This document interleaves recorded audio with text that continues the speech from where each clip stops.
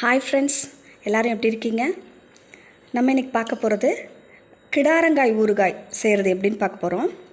இதை வைல்டு லெமன்னு சொல்லுவாங்க. ஃபஸ்ட்டு கிடாரங்காய் வேக வச்சு எடுத்துக்கோங்க. அப்புறம் அதுக்கு பொடி ரெடி பண்ணணும். அதுக்கு கொஞ்சம் மிளகாய், கடுகு, வெந்தயம் இதெல்லாம் ரோஸ்ட் மாதிரி பண்ணிக்கிட்டு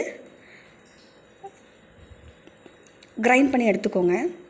அப்புறம் ஒரு எண்ணெய் சட்டி வச்சு ஆஸ் யூஷுவல் தாளிப்பு போட்டு கடுகு, கருவேப்பிலை, உளுந்து ஆட் பண்ணுறதுனா ஆப்ஷனல் தான், அது ஆட் பண்ணிக்கலாம். பண்ணிக்கிட்டு நீங்கள் வேக வச்ச கிடாரங்காயை வெட்டி சின்ன சின்ன பீஸாக போட்டுக்கிட்டு அதில் ஆட் பண்ணிக்கோங்க. அதில் மிளகாத்தூள், மஞ்சத்தூள் ஆட் பண்ணுங்கள். ஆட் பண்ணி நல்லா வெந்ததுக்கப்புறம் இந்த மாதிரி ஒரு கன்சிஸ்டன்சி கிடைக்கும்.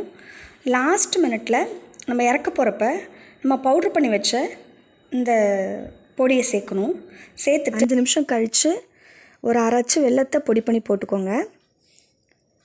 அதுக்கப்புறம் ஒரு குழிக்கரண்டி நல்லெண்ணெயை நல்லா ஹீட் பண்ணி எடுத்து ஊற்றுனீங்கன்னா கிடாரங்காய் ஊறுகாய் ரெடி.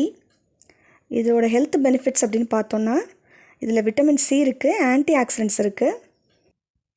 Thank you friends. பிடிச்சிருந்தால் லைக் பண்ணுங்கள்.